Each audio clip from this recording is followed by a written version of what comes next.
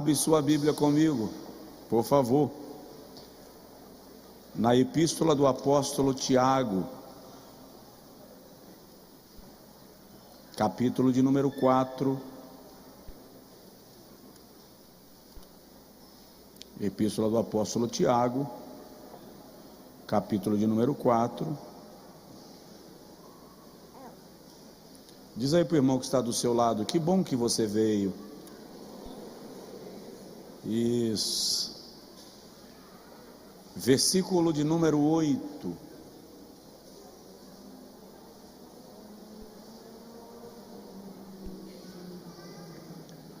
Quantos encontraram podem dizer amém?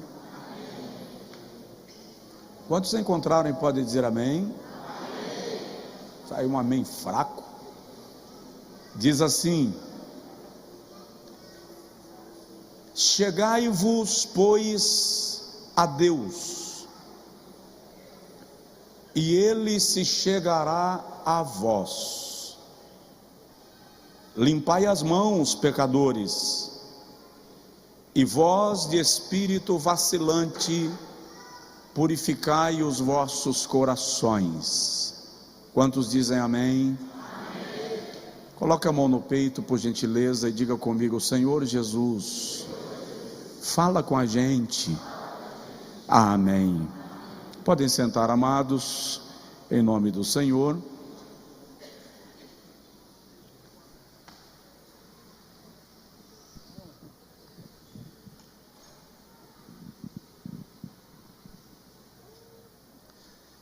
Meus irmãos, hoje nós temos a celebração da ceia do Senhor, a segunda do mês.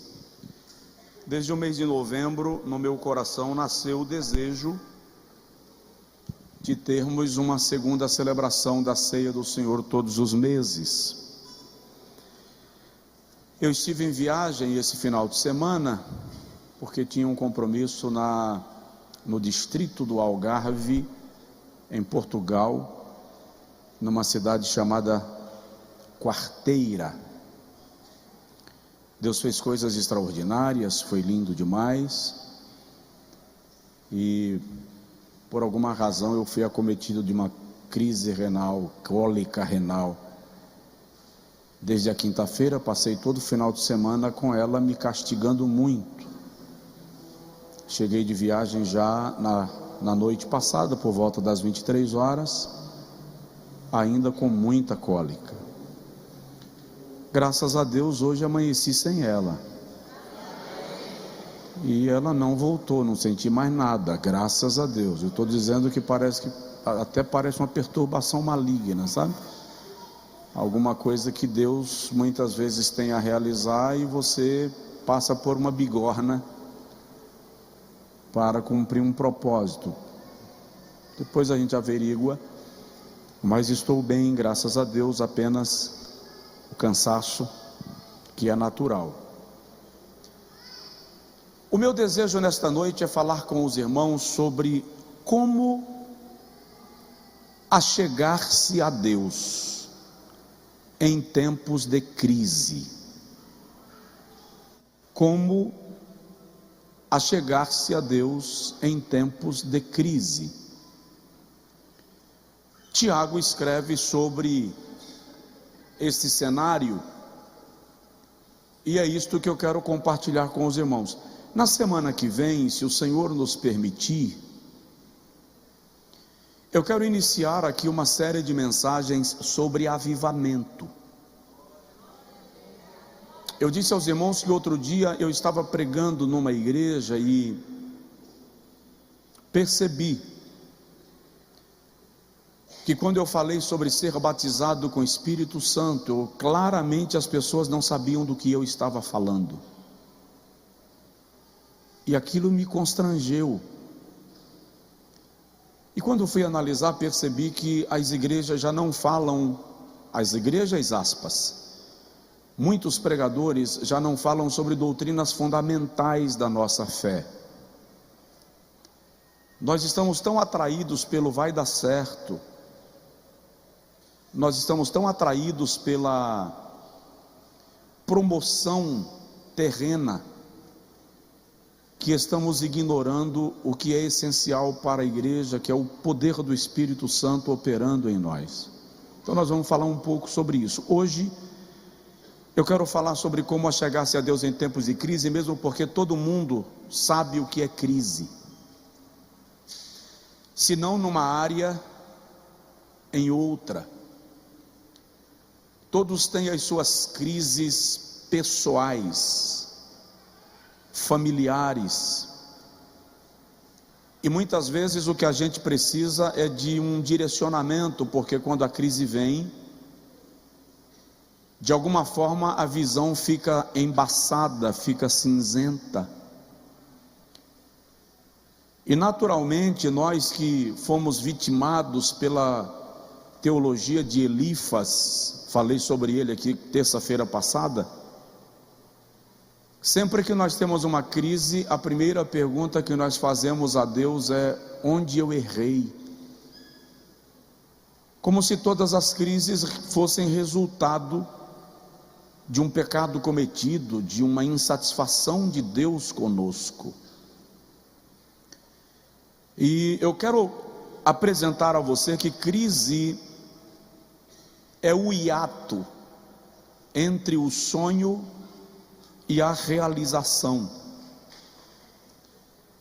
Você sonhou, mas a realização não condiz com o sonho que você estabeleceu. Você sonhou e esqueceu de planejar com alguém que resolveu se tornar o obstáculo para a sua realização.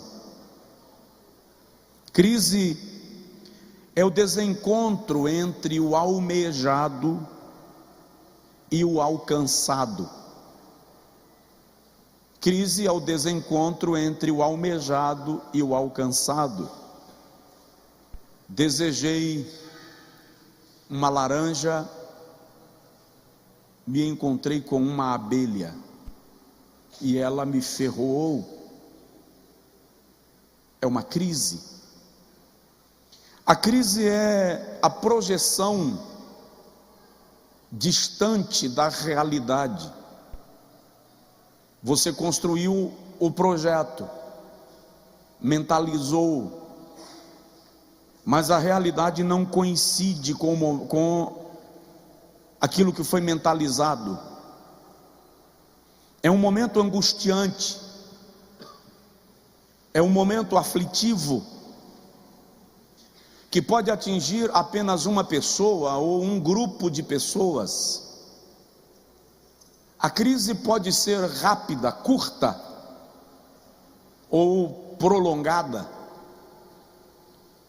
E quando ela é prolongada, as pessoas nos acusam de falta de fé, falta de paciência, ou até mesmo de Deus estar pesando a mão. Fomos nós quem cometemos os erros que ocasionaram a crise. Há uma série de especialistas em crise que são especializados em aumentar a nossa crise, porque nós já estamos no meio de um vendaval e tem gente que gosta de soprar mais vento, que é para tornar mais forte, mais agressivo. Quem já teve alguma crise na vida? Levanta a mão. Pergunta redundante, mas vai, levanta. Quem nunca teve uma crise? Levanta a mão. Ok. Tem alguém ali, ó. A criança levantou a mão, ele está dizendo: todas as minhas crises meu pai e minha mãe resolvem. Não tem nada a ver com isso, né? Eles que se virem. Crise é a frustração da expectativa não alcançada. Crise é a perda do controle de uma determinada situação. Você pensava que estava tudo sob seu domínio e de repente as coisas se desnorteiam, o mundo desaba.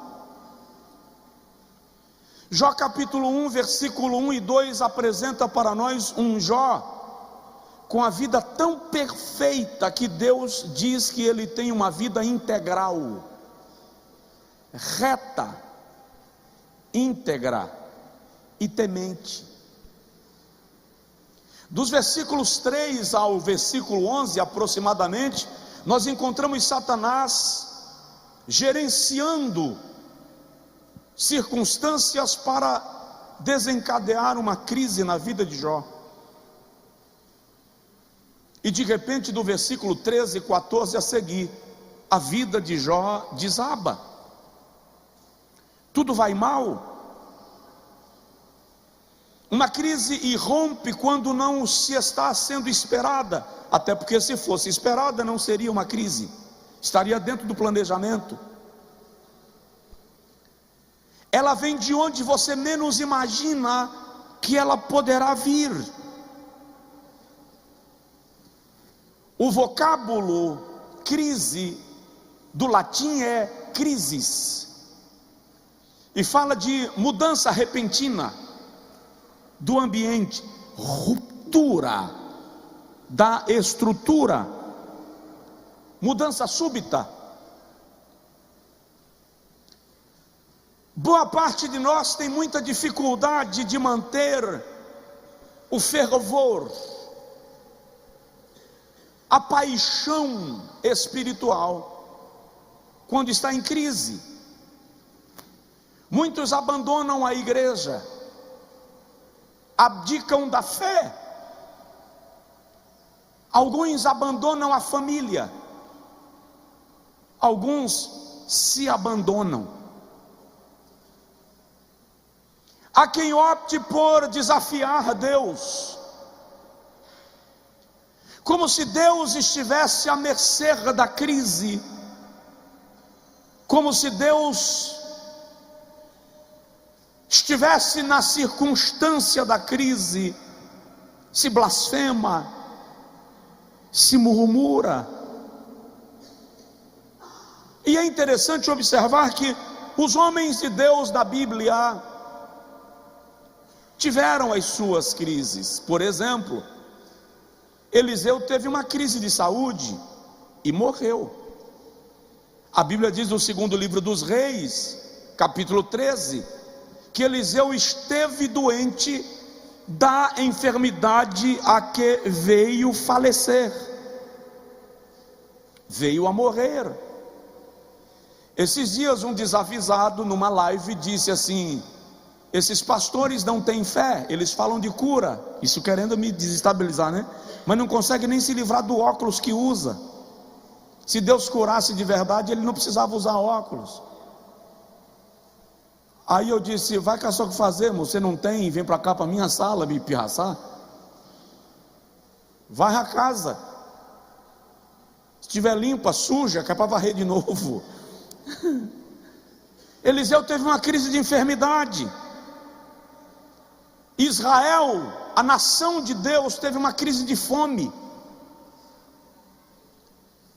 Se você analisar, e eu estava lendo sobre isto hoje, Jeremias teve uma crise existencial e espiritual tão violenta, que ele diz assim: o Senhor me enganou, e eu deixei o Senhor me enganar.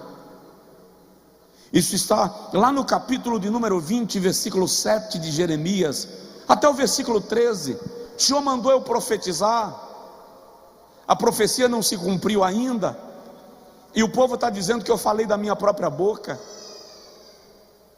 Profetas falsos se levantaram falando mensagens diferentes da que eu preguei, e o povo está crendo nos profetas falsos e me desprezando. Elias estava chateado, Jeremias, uma crise existencial e espiritual. Elias teve uma crise psíquico-emocional. Quero morrer, eu não sou melhor do que aqueles que já morreram. Estou falando para você de homens de Deus que são heróis da fé, que são referência para nós. No texto que nós lemos da Epístola de Tiago, Tiago está escrevendo sobre o perigo da amizade com o mundo. E ele declara que esta amizade com o mundo se constitui inimizade contra Deus. A Epístola de Tiago é chamada pelos estudiosos de uma epístola universal. É daquelas que foi escrita para todas as igrejas do seu tempo e consequentemente para as igrejas que haveriam ou haveria de recebê-la. É uma diatribe, é uma tese, é uma dissertação. Tiago está defendendo um princípio, um valor, uma ideia, um conceito. E o cuidado de Tiago é que a igreja não se torne amiga do mundo, para que com isso não perca a relação com Deus. Ele relembra que a fé requer atitudes de submissão e de obediência. E é dentro desta perspectiva que Tiago diz: chegai-vos a Deus, e Ele se chegará a vós. Tiago está defendendo o princípio da ação e reação. Se você quer ter comunhão com Deus, se achegue a Ele, e Ele vai se achegar a você. Eu já disse aos irmãos aqui que Deus muito mais age em resposta às nossas ações do que propriamente de maneira involuntária. Deus mais reage às nossas ações do que propriamente age por sua soberania. Por exemplo, clama a mim, ação, e responder-te-ei, reação. Eu amo, ação. Os que me amam, reação. E os que de madrugada me buscam, me acharão, ação e reação. Pedi, ação, e dá-se-vos-á, reação. Batei, ação, e abri-se-vos-á, reação. Buscai, ação, e encontrareis, reação. Chegai-vos, pois, a Deus, ação, e Ele se chegará a vós, reação. Eu li essa semana de um irmão cabeleireiro, barbeiro, que estava fazendo a barba de um ateu, e o ateu disse para aquele barbeiro: Deus não existe. E o barbeiro perguntou para o ateu: mas como Deus não existe? E o ateu disse: se Deus existisse, não haveria tantos males no mundo, tanta coisa ruim na terra.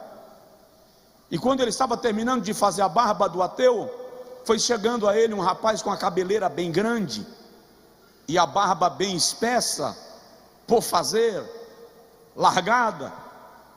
E na hora que o ateu foi pagar o serviço, o barbeiro disse: eu não vou receber porque eu não fiz a sua barba. E o ateu disse: como não fez a minha barba? Você está doido? Minha barba está feita. Não, não fiz porque barbeiros não existem. Como não existe? Ele disse: se barbeiro existisse, esse rapaz estaria com a barba feita e com o cabelo penteado.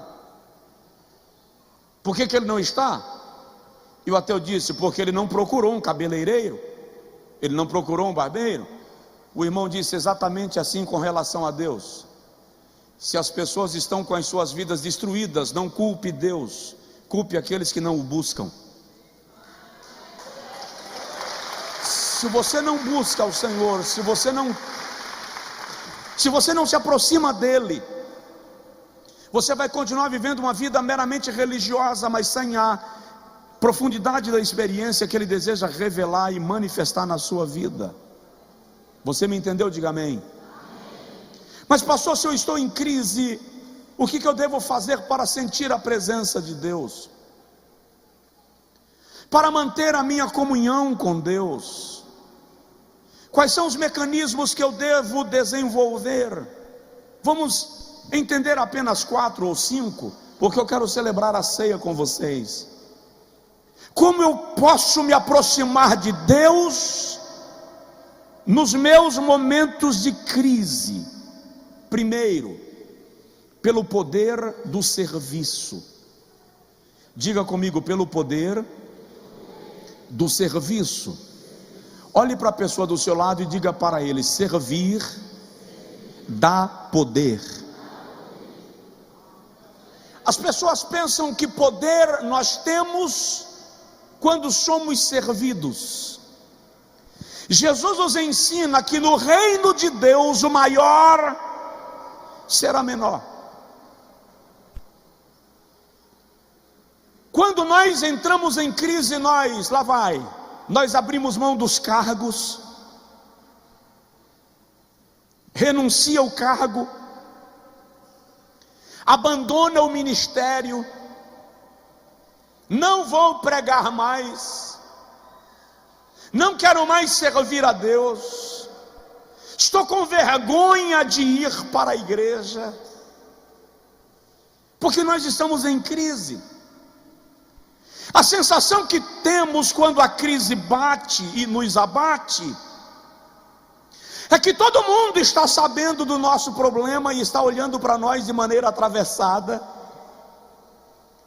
É um constrangimento terrível. Mas na crise, quando você decide servir a Deus e produzir no reino de Deus, Ele aumenta a graça sobre a tua vida e a capacidade sobre você.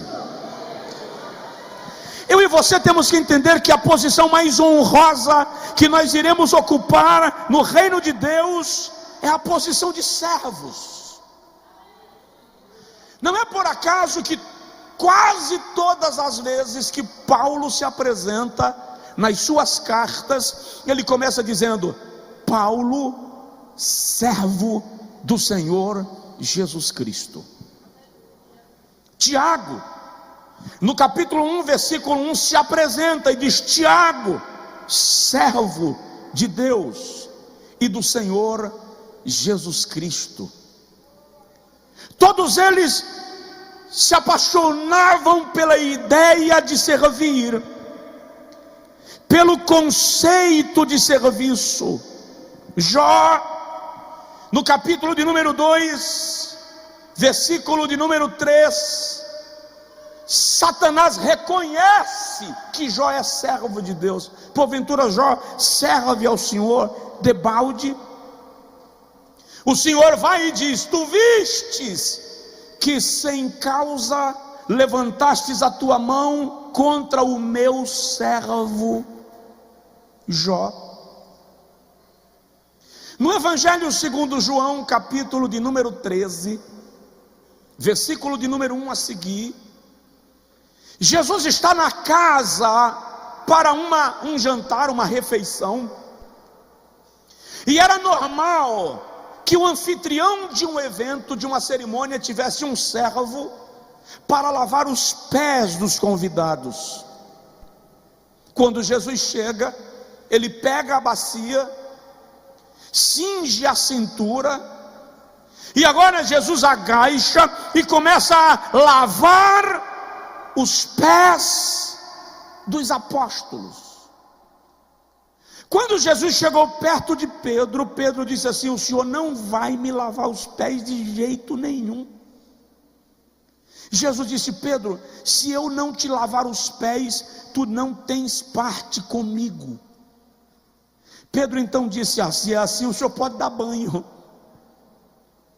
Jesus então diz: não, Pedro, basta os pés. Vocês me chamam de Senhor, e na verdade eu sou, e como Senhor vos lavei os pés, e vos lavei os pés para vos dar exemplo de que vocês devem servir aos vossos irmãos. Presta atenção, porque tem um beliscão para a nossa costela. O que Jesus está ensinando é que você não consegue servir a Deus se não servir ao próximo. Se nós não aprendermos o princípio do servir ao próximo, o nosso serviço a Deus será mera falácia, conversa. Segue o mesmo princípio que João escreve sobre o amor. Aquele que diz que ama a Deus, mas odeia o seu irmão, mente. Porque como posso amar a Deus a quem não vejo, e odiar ao irmão a quem vejo? Ou seja, eu me escondo atrás do meu serviço a Deus e me nego a servir ao próximo, e acho que sou mais espiritual do que todo mundo, porque afinal de contas eu estou servindo a Deus. O princípio aqui, entretanto, é: na medida que você serve, Deus te dá capacidade para atravessar a tua crise. Elias chega na casa de uma viúva pobre em Zarepta, e ele chega para ela e diz: me dá um pouco de água. Tem 3 anos e meio que não chove em Israel. Culpa de quem? De Elias. Foi ele quem disse que não iria chover. Se a mulher soubesse que aquele sedento era o responsável pela seca, ela no mínimo tinha passado na cara dele. Mas ele chega e diz: me dá um pouco de água. E ela levanta e vai buscar. Antes que ela traga a água, ele diz assim: me dá um bolo. Faz um bolo para mim.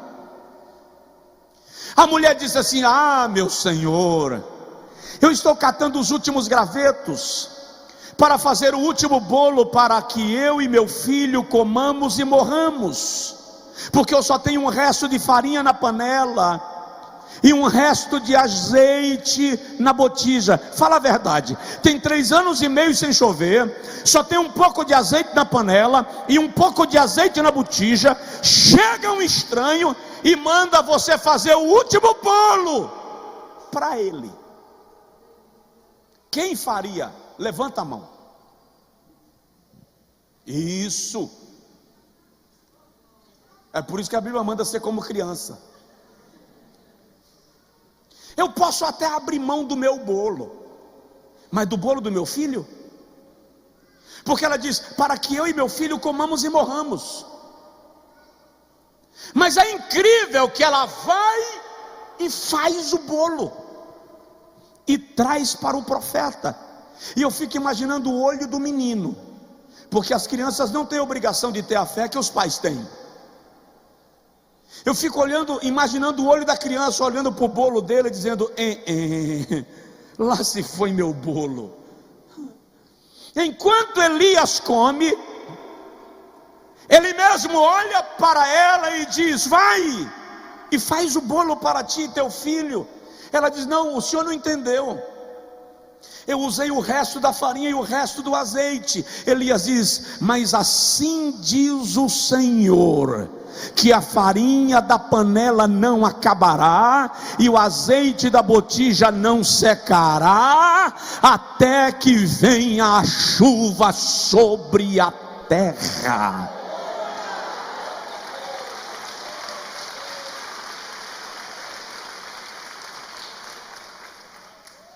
O milagre que você precisa pode estar exatamente na chance que Deus vai te dar de você servir alguém. Tem alguém aí? Diga amém. Tiago capítulo 4 versículo 6. Tiago diz: o Senhor dá maior graça, Ele resiste aos soberbos, porém dá graça aos humildes. Sujeitai-vos, pois, a Deus, resisti ao diabo, e ele fugirá de vós. Humilhai-vos debaixo da potente mão de Deus, para que a seu tempo ele vos exalte. Provoca de leve o irmão do seu lado e diz para ele: aceita ser servo. Primeiro segredo para você sobreviver à crise pelo poder do serviço. Você está servindo na igreja? Não entregou o cargo? Por quê? Porque eu estou em crise. eu estou em crise conjugal, eu estou em crise financeira, eu estou em crise existencial, não quero nada com as coisas da igreja, não estou conseguindo cuidar nem de mim. Presta atenção, na medida que você serve, Deus te dá maior graça. Se aproxime, não se distancie, chegue para cá.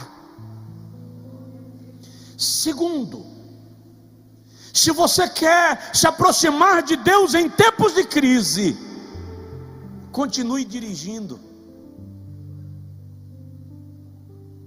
Olha para o seu vizinho e diz para ele assim: continue dirigindo. Não entendi, pastor. Uma moça havia acabado de aprender a dirigir, e numa viagem que o pai precisava fazer, ele disse para ela: você vai dirigindo para você treinar. Na estrada, em meio à viagem, começou a chover muito forte. E quando começou a chover muito forte, ela olhou para o pai e disse: aí, eu paro? E o pai disse: não, continue dirigindo. Mas a chuva foi se tornando mais forte, e os carros começaram a parar na beira da estrada. E ela olhou para o pai e disse: papai, está todo mundo parando, eu tenho que parar também. E o pai disse: não, continue dirigindo. De repente parou um caminhão à beira da estrada, e ela disse: até o caminhão parou. E o pai disse: continue dirigindo. Lá na frente um restaurante, e o pai disse: agora vamos parar para almoçar. A chuva, pelo menos naquele lugar, já havia parado. E quando o pai desceu do carro e olhou para ela e disse: olhe para trás. Ela olhou para trás, e atrás ainda havia sinal de muita chuva. E o pai disse para ela: se você tivesse parado, você ainda estaria no meio da tempestade. Quando você continuou dirigindo, você saiu do meio dela, e agora você pode assentar-se à mesa para comer.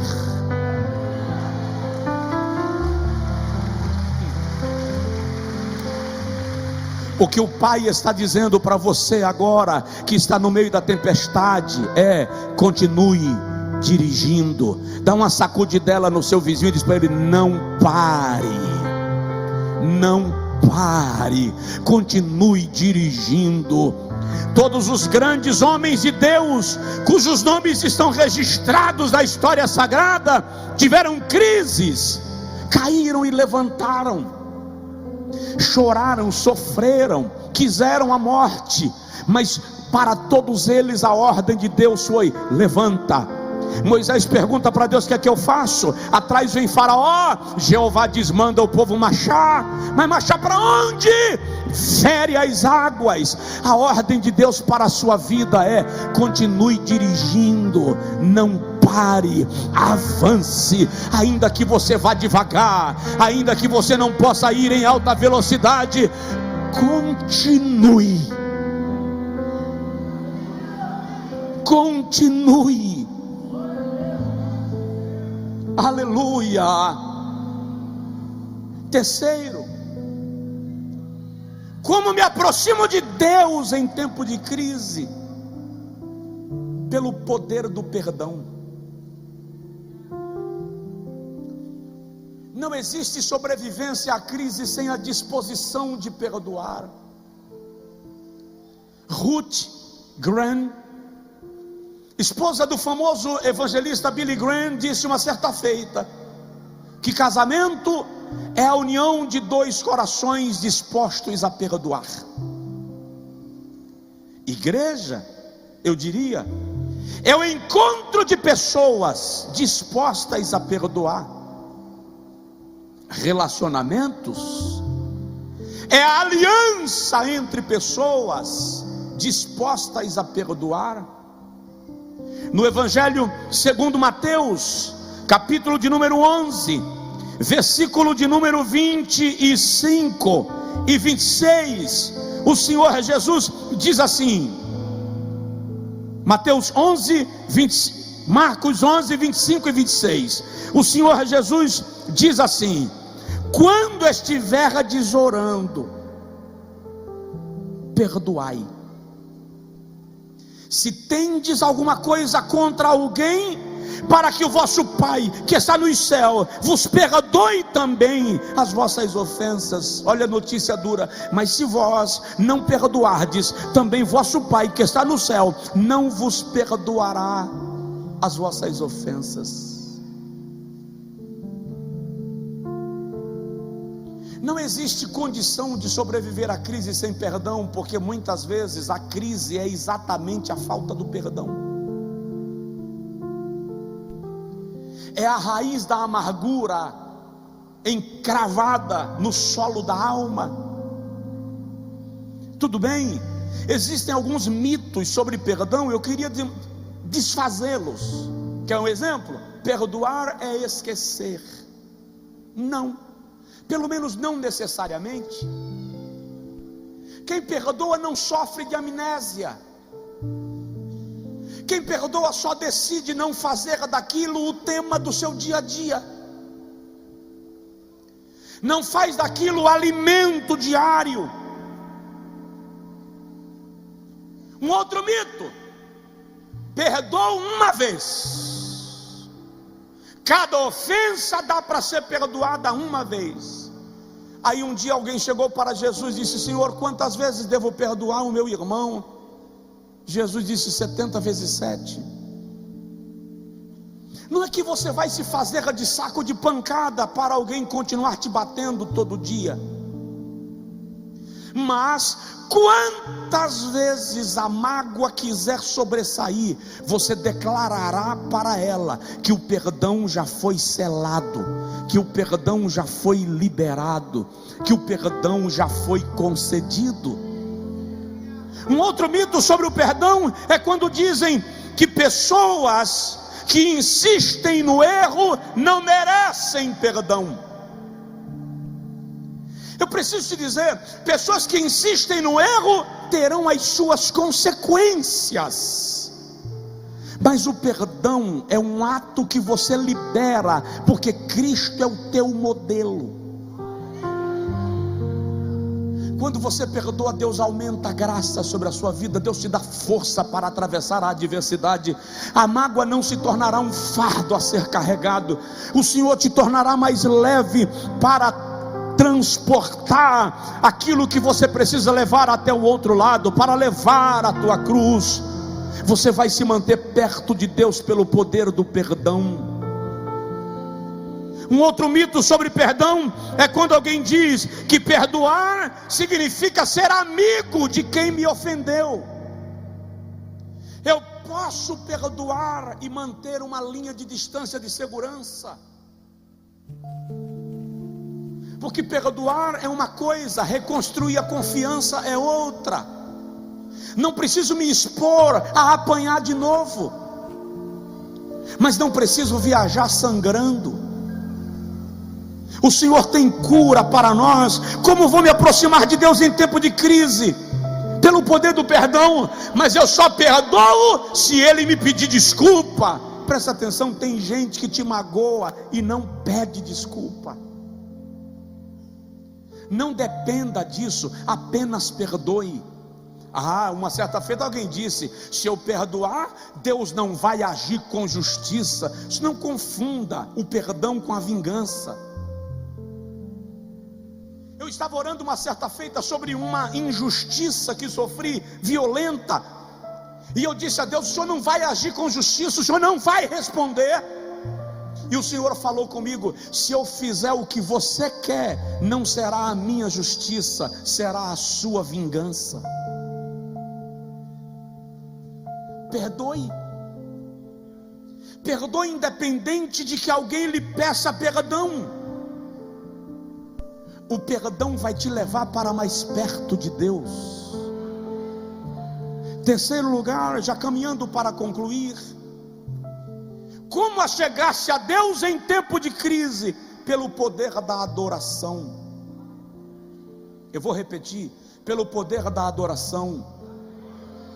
Quando a crise chega, a primeira coisa que a gente faz é parar de adorar. Nós substituímos a adoração pela murmuração, pelo questionamento, às vezes pela blasfêmia. o Senhor prometeu e não cumpriu, o Senhor disse e não fez, então não foi Deus. Salmo de número 100 diz: entrai pelas suas portas com louvor e em seus átrios com hinos de adoração. João capítulo 4, versículo 23 e 24, o Senhor Jesus diz: a hora vem, e já chegou, em que os verdadeiros adoradores adorarão ao Pai em espírito e em verdade, porque o Pai procura a tais que assim o adorem. Ei, você pode até não conseguir agradecer na hora da crise, você pode até não conseguir cantar belo na hora da crise, mas presta atenção, a adoração é supracircunstancial. Eu não adoro a Deus pelo que Ele faz ou pelo que Ele me dá, eu adoro a Deus pelo que Ele é. Então continue adorando apesar da dor. Continue adorando apesar da dificuldade. A adoração vai abrir portas de acesso a Deus, portas de comunhão com Deus. O cara se revolta com Deus e já coloca uma música daquelas em casa, virou a casaca, porque Deus não fez o que eu queria. Ele resolve de alguma forma fazer raiva a Deus, pirraçar a Deus. Você não está entendendo a natureza divina. Se eu te contar a história de alguns louvores, você vai perceber que talvez você não estivesse disposto a cantá-los na mesma circunstância. Vou dizer um: Jó, como pode ainda adorar? A gente canta direto esse louvor aqui. Sabe quando foi que a compositora fez esse louvor? O carro dela capotou com o marido e os 3 filhos dentro, e o mais novo, recém-nascido, foi projetado pelo para-brisa. Na ambulância, na UTI, o médico disse: as chances são pequenas, o estado do pequeno é grave. E enquanto ia para o hospital, o Senhor trouxe esse louvor para o coração dela, e ela começou a cantar na ambulância, enquanto a criança ia para o atendimento na UTI. Ah, tá, a criança está viva para a glória do nome de Jesus. Mas a pergunta é: você cantaria? Às vezes nós achamos que as belas melodias vieram gratuitamente, é fruto de uma mente inteligente. Mas o compositor do hino sagrado diz que os maiores hinos e poesias foram escritos em tribulação. Quer ver um outro? Estou seguindo a Jesus Cristo, deste caminho eu não desisto. O compositor desse louvor, quando terminou de cantar, foi executado. Ele estava preso pela polícia comunista de Cuba e não negou a fé, e por não negar a sua fé foi executado. Você conseguiria cantar? Como você está agora? Tem um louvor que a gente canta aqui, que diz assim: te louvarei. Qual é a próxima frase?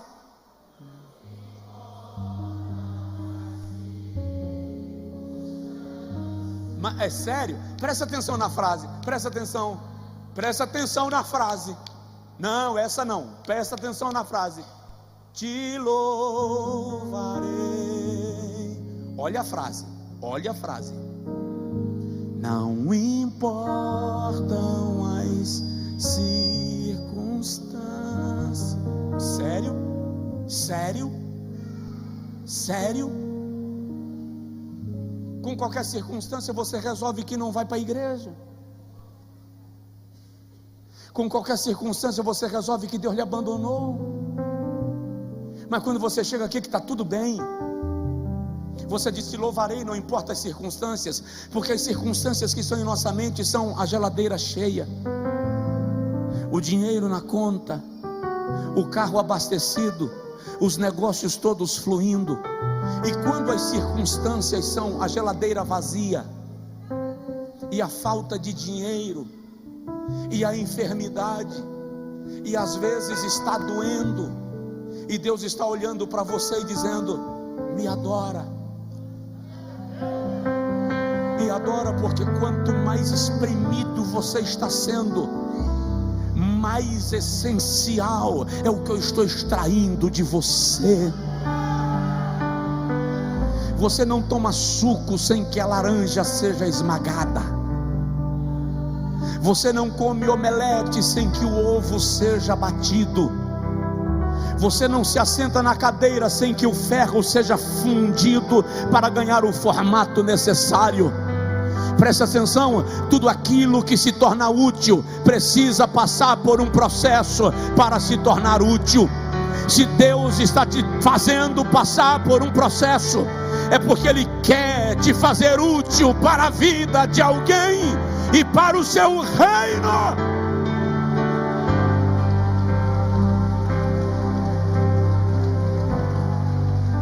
Então para de buscar pregação que massageia a tua alma. Para de se enganar com essas promessas, imbecis. Hoje seu problema acaba. Deus me manda te dizer que hoje é a última noite do problema. Aí você vai para casa com esperança de chegar em casa e encontrar o marido convertido, crente, parecendo uma manteiga, a mulher cheia de Deus. Aí você chega lá e encontra uma onça, não mudou nada, e às vezes piorou. Mas Deus não disse que hoje era a última noite. Entenda, o processo na vida do crente tem propósito.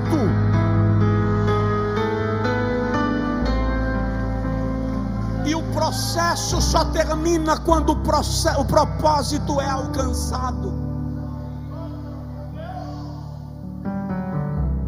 Então adora. Meu pai foi pastor de uma cidade. Eu tenho que parar, não quero passar da hora. Deixa o restante para outro dia. Meu pai foi pastor de uma cidade que tinha muitas olarias.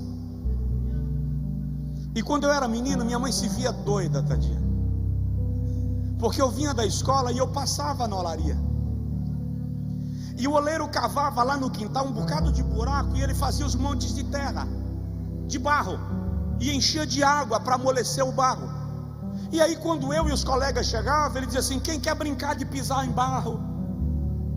Eu com a farda caía para dentro, e às vezes a gente se empolgava e deitava no barro. Imagina como eu chegava em casa, eu chegava rebocado.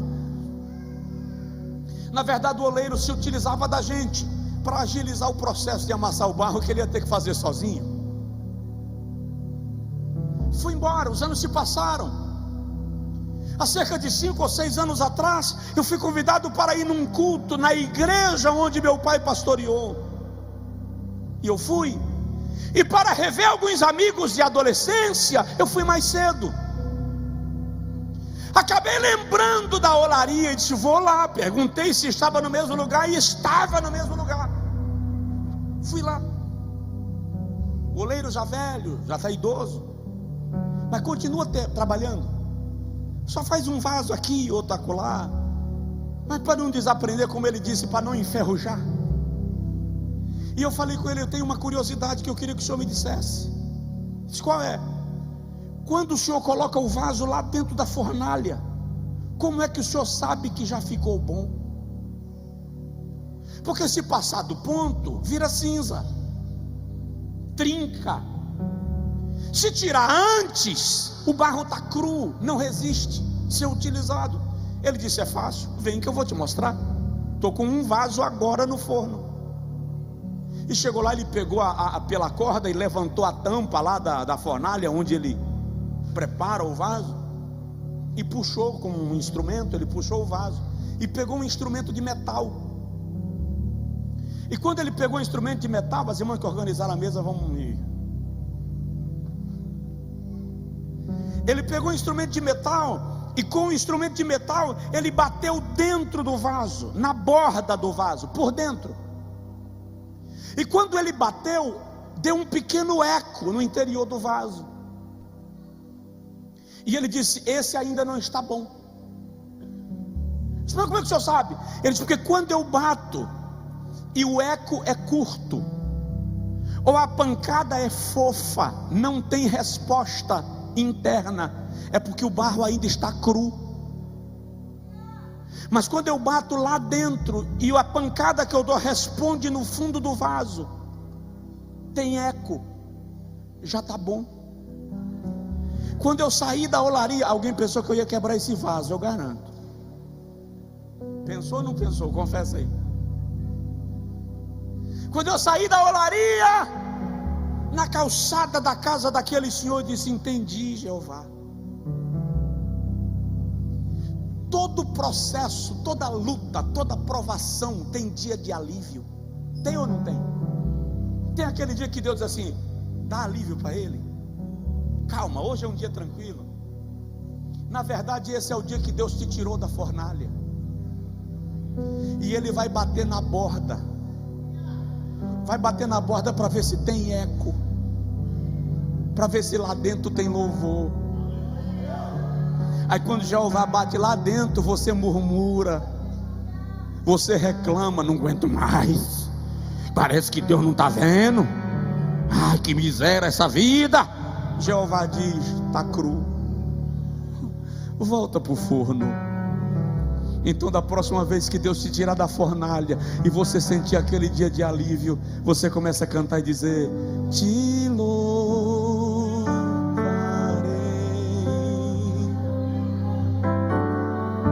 Não me importam as circunstâncias.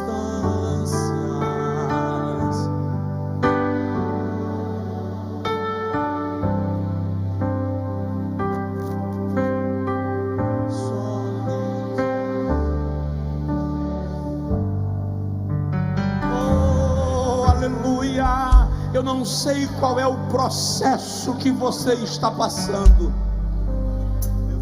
mas a fala é: achega-te a Deus e Ele se achegará a ti.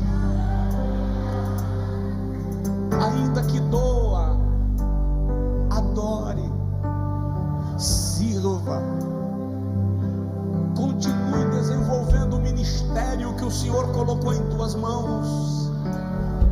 Aí você vai entender Jó. Como pode adorar, Jó? Você está maluco? Você viu o que aconteceu na sua vida? Você está doido, Deus te abandonou. Você deve ter feito uma miséria muito grande para estar acontecendo isso. Aí Jó diz: ainda que ele me mate, a minha esperança ainda estará nele.